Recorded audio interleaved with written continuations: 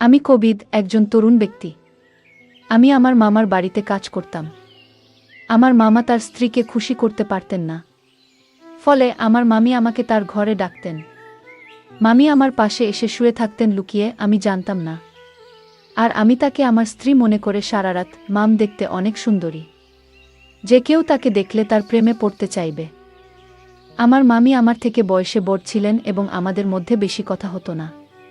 তিনি তার কাজে ব্যস্ত থাকতেন এবং মামার সাথেও কম কথা বলতেন।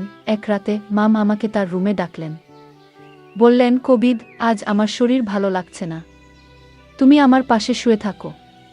আমি তার রুমে শুয়ে পড়লাম। মাম লাইট বন্ধ করে দিলেন। এরপর আমি তাকে আমার মতো করে পেয়েছিলাম। কখনো ভাবিনি আমি তাকে এত কাছে পাবো। আমার গল্পগুলো তোমরা শুন, কিন্তু সাবস্ক্রাইব করো না।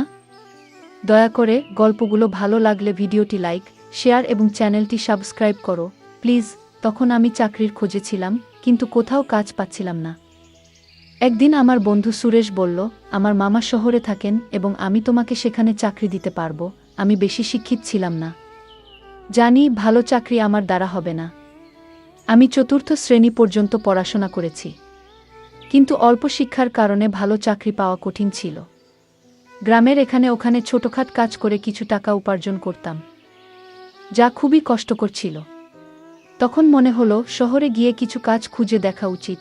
একদিন আমার বন্ধুর দেওয়া একটি ঠিকানায় গেলাম, যা তার মামার বাড়ির ছিল। সেই বাড়িতে গিয়ে দেখি আমার বস, যিনি আমার বন্ধুর মামা এবং আমি তাকেও মামা বলে ডাকতাম, মামা আমাকে একটি কাগজ দিলেন এবং বললেন, এই ঠিকানায় যাও। আমি যখন সেই ঠিকানায় গেলাম, দেখি সেটা এক ডাক্তারের ঠিকানা।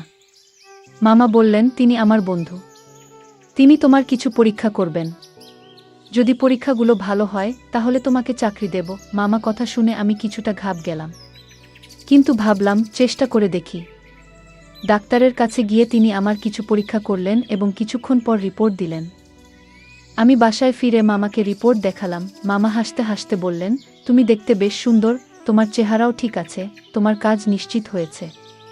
এত সহজে কাজ পেয়ে আমি অবাক হয়ে গেলাম এবং ভাবতে থাকলাম, কিভাবে এত সহজে এই সুযোগ পেলাম। প্রতিবেদনটি ইংরেজিতে লেখা ছিল এবং চতুর্থ শ্রেণী পাস একজন ব্যক্তির পক্ষে এটি বোঝা সহজ ছিল না।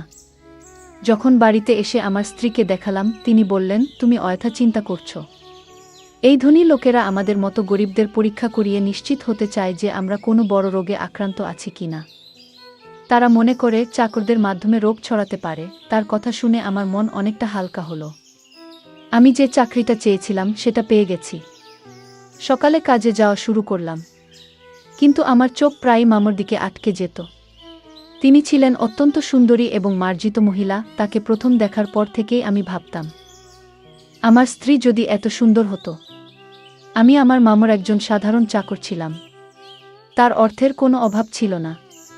তিনি আমাকে প্রতিদিন বাজারে নিয়ে যেতেন, কারণ তার কোনো সন্তান ছিল না। আমার মামা ও মামির মধ্যে কোনো ঝগড়া ছিল না। তারা খুব ভালোবাসায় দিন কাটাতেন। আমি মামিকে মনে মনে ভালোবাসতে শুরু করলাম। তাকে নিয়ে ভাবতে লাগলাম। একদিন বাড়ির পুরনো চাকর এলো। সে আমাকে অভিনন্দন জানিয়ে বলল, তুমি পরীক্ষায় উত্তীর্ণ হয়েছ, কিন্তু মনে রেখো, এই বস যাকে তুমি মামা বলে ডাকো খুবই কঠোর। এই কথা শুনে আমি ঘাব গেলাম এবং ভাবতে লাগলাম, যদি আমাকে চাকরি থেকে বের করে দেয় তাহলে আমার কি হবে। সে চলে যাওয়ার পর আমি মামামিকে খুশি রাখার জন্য আরও মনোযোগী হলাম, কারণ এখন আমার চাকরিটা চলে গেলে আর কোনোভাবেই চাকরি পাব না। তাই আমি এই চাকরিটা মন থেকে করতে লাগলাম। মামা বেশিরভাগ সময় বাড়ির বাইরে থাকত। আমার মামি একদিন আমাকে তার রুমে ডেকে বললেন, তুমি খুবই অল্প বয়সী, পরিষ্কার পরিচ্ছন্নতার খেয়াল রাখো। আমি এমন একজন চাকর পছন্দ করি যে তার মনিবের মতো পোশাক পরে। এই বলে মাম আমার হাতে কিছু টাকা দিলেন এবং বললেন, এই টাকা থেকে বেতন ছাড়া নিজের জন্য খরচ করো। আমি খুশি হয়ে গেলাম এবং এই বিষয়টি আমার স্ত্রীকে বললাম না, কারণ আমিও আমার মামিকে খুব পছন্দ করতাম। আমি স্বপ্ন দেখতে শুরু করলাম। মামির অভিব্যক্তি দেখে মনে হতো তিনি খুশি নন। তার কোনো সন্তান ছিল না, তাই মনে হতো মামা তাকে খুশি করতে পারছেন না। আমি মামিকে খুশি করতে চেয়েছিলাম। মামির দেওয়া টাকা নিয়ে পরের দিনই একটা মার্কেটে গিয়ে কিছু নতুন জামা কাপড় কিনলাম। আমাকে দেখে মামি বললেন, আজ তোকে খুব সুন্দর লাগছে, সবসময় এমনই থেকো। আমি লজ্জা পেয়ে চোখ নামিয়ে নিলাম। আসলে আমার বিয়ে হয়েছে মাত্র 3 বছর। কিন্তু আমার স্ত্রী মামির মতো সুন্দরী ছিলেন না।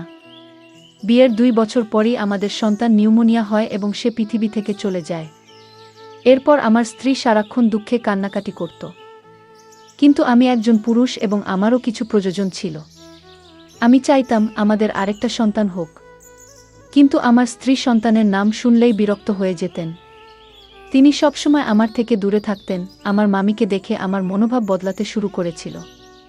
মামা মামির বিয়ে হয়েছে 1 বছর হয়ে গেছে, কিন্তু তাদের কোনো সন্তান নেই। মামা সবসময় তার ব্যবসায় ব্যস্ত থাকতেন আর মাম ফ্যাশন ও পার্টিতে মগ্ন থাকতেন। আমার মামিকে দেখে মনে হতো তিনি আমাকে পছন্দ করতে শুরু করেছেন। আমি প্রায় সিনেমা এবং নাটকে প্রেমের কাহিনী দেখতাম এবং কল্পনা করতাম মামি আমার কাছে এসে বলবেন, আমি তোমার প্রেমে পড়েছি। এক রাতে যখন আমি ঘুমাচ্ছিলাম মনে হলো আমার পাশে কেউ আছে। মামি ছিলেন খুবই সুন্দরী এবং তার দেহ আকর্ষণীয় ছিল। আমার স্ত্রী আমাদের সন্তান হারানোর দুঃখে নিজের শরীরকে অবহেলা করেছিলেন, কোনো যত্ন নিত না, তাই সে শুকিয়ে কাঠ হয়ে গেছে। আমার মতো একজন গরিব মানুষ যখন ভাবতাম আমি কি করে চাকরের মতো জীবন কাটাবো, তখন মামিকে আমার স্ত্রী ভেবে সারারাত উপভোগ করতাম। মামি আমার দিকে তাকিয়ে মৃদু হাসতেন। আমি আমার মামুর সান্নিধ্য উপভোগ করতে শুরু করলাম। কাজ করার সময় মাম আমাকে ডেকেই যে কোনো কাজ দিতেন আর আমি তা সঠিকভাবে করে দিতাম, যেন কোনো অভিযোগের সুযোগ না থাকে। মামি সবসময় আমার প্রশংসা করতেন আর আমি সততার সাথে আমার কাজ চালিয়ে যাচ্ছিলাম। একদিন মামির শরীর খারাপ হলে আমি তাকে হাসপাতালে নিয়ে যাই এবং মামাকে ফোন করে জানাই। এরপর মামা হাসি মুখে আমাদের সবার জন্য মিষ্টি আনলেন। এটা দেখে আমি খুব খুশি হয়েছিলাম। কিন্তু সেই দিন থেকে মামার আচরণ বদলে গেল। তিনি আমার দিকে অদ্ভুতভাবে তাকাতে লাগলেন এবং বাইরে যাওয়া কমিয়ে দিলেন। ফলে এখন শুধুমাত্র মামার সঙ্গেই আমার দেখা হয় কম। কিছুদিন ধরে আমার মন মেজাজ খারাপ ছিল, কারণ আমি মামির সান্নিধ্যে অভ্যস্ত হয়ে পড়েছিলাম। আমার মনে হয়েছিল আমি হয়তো মামির প্রতি আসক্ত হয়ে পড়েছি। তবে আমার কাজ চালিয়ে যেতে লাগলাম। সময় চলে গেল এবং অবশেষে সেই দিন এল যখন মাম একটি সন্তানের জন্ম দিতে চলেছিলেন। কিন্তু মামা আর আগের মতো খুশি ছিলেন না। তিনি সবসময় চিন্তিত থাকতেন। আমি ভাবতে লাগলাম মামা কেন খুশি ছিলেন না। আমি যখন বাবা হলাম তখন আনন্দে উঠছিলাম, কিন্তু আমার মামাকে খুব চিন্তিত দেখাচ্ছিল, যেন কোনো বড় বিপর্যয় আসন্ন। এক রাতে মামা আমাকে তার ঘরে ডেকে বললেন, এই ব্যাগ নাও। যদি আজ রাতে আমার স্ত্রী সন্তান জন্ম দেয় তবে এই ব্যাগটি ব্যবহার করো এবং শিশুটিকে গোপনে সরিয়ে ফেলো। আমি কখনো মামার কোনো নির্দেশ নিয়ে প্রশ্ন করিনি, তাই সেদিনও কিছু বললাম না। কিন্তু আমার মন খুব অস্থির ছিল। বারবার ভাবছিলাম কেন মামা তার সন্তানের জীবন নিতে চাইছেন। রাত গভীর হলে মাম ঘুমিয়ে পড়লেন, তাই আমি গোপনে তার রুমে গেলাম। মাম তখন চোখ বন্ধ করেছিলেন। আমি মনোযোগ দিয়ে তার দিকে তাকালাম। মামার মুখে সেই চিরচেনা সৌন্দর্য দেখে আমি মুগ্ধ হলাম। কিন্তু আমার অবস্থান মনে করে মামার কথা মেনে নিলাম। মামার নির্দেশ অনুযায়ী কাজ করার জন্য তিনি আমাকে টাকা দিতেন। আমি গোপনে মামার দেওয়া ব্যাগটি তুললাম আর বাচ্চাটিকে ঢুকাতে শুরু করলাম। তখন মাম হঠাৎ আমার দিকে তাকিয়ে হাসলেন। আমি শিশুটিকে লুকিয়ে রাখছিলাম এবং মাম আমাকে দেখে বললেন, তুমি কি সত্যিই শিশুটিকে হত্যা করতে চাও?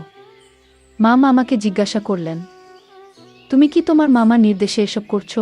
আমি চমকে উঠলাম এবং বললাম, তুমি এটা কি বলছো? মামি বললেন, তোমার চাচা এই শিশুটিকে মেরে ফেলতে চায়, কারণ সে ভয় পায় যে এই শিশু তার নয়। তার কথা শুনে আমি স্তব্ধ হয়ে গেলাম। আমি অবাক হয়ে ভাবতে লাগলাম, এত কিছুর পরও এটা কিভাবে সম্ভব? মাম বললেন, তোমার মামা সন্দেহ করছে যে এই শিশু তার নয়, তাই সে এই কাজটি করতে বলেছে। সে এই শিশুটির বাবা নয়, তুমি এর বাবা। এই কথা শুনে তাকে বললাম, তবে তুমি কেন বলছো আমি এই শিশুটির বাবা? আমি এই কথা শুনে স্তব্ধ হয়ে গেলাম। আমি বললাম, আপনি কি চান আমি এই শিশুটিকে বাঁচিয়ে রাখি? মামি হাসলেন এবং বললেন, এই শিশুটিকে জঙ্গলে ফেলে দিও না, কারণ এই শিশুটির বাবা তুমি। আমি আরও বিভ্রান্ত হয়ে গেলাম, কারণ মামি বলছিলেন যে তিনি কখনো আমাকে স্পর্শ করেননি। তার কথাগুলো শুনে আমার মনে হলো আমি যেন স্বপ্ন দেখছি। আমি সোফায় বসে ভাবতে লাগলাম, এত সুন্দর একজন মহিলার সাথে যাকে আমি মামি বলে ডাকি, এমন কিছু ঘটেছে কি? আমি মামিকে জিজ্ঞেস করলাম, আপনি এত সুন্দরী কিন্তু কেন এমন করলেন?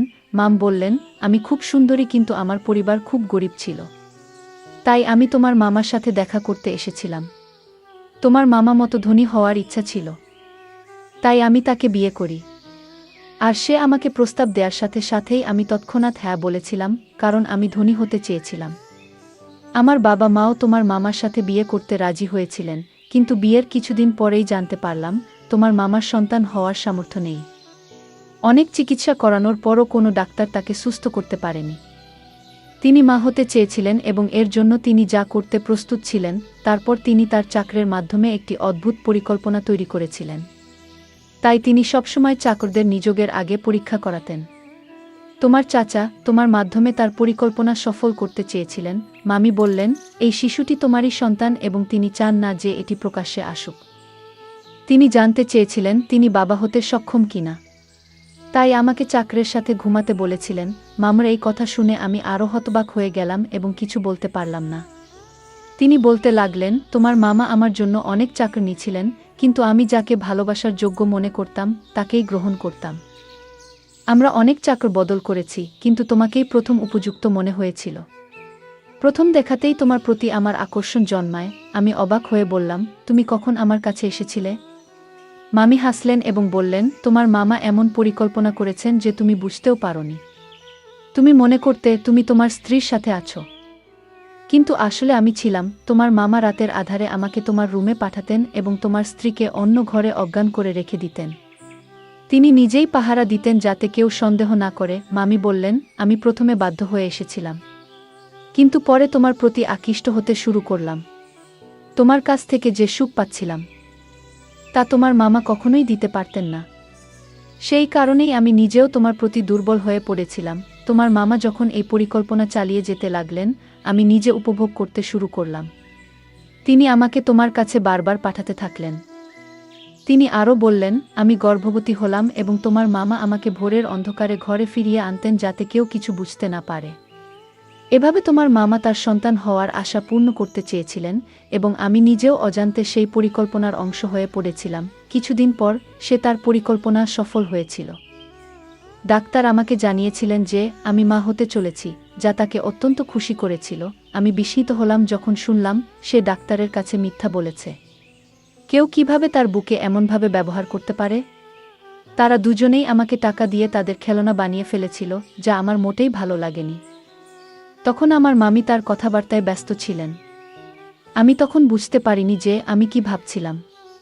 তবে মাম আমাকে বলেছিলেন, তোমার মামার পরিকল্পনা ব্যর্থ হয়েছে যখন তার একটি ছেলে হয়েছিল, কিন্তু তিনি একজন উত্তরাধিকারী চেয়েছিলেন। সে তার বন্ধুকে নিয়ে অন্য দেশে পালিয়ে যায় আর আমাকে বলে, এখন আমার কোনো সম্পত্তি নেই, আমার সব ব্যবসা শেষ। সেই শিশুটিকে আর সে চায় না।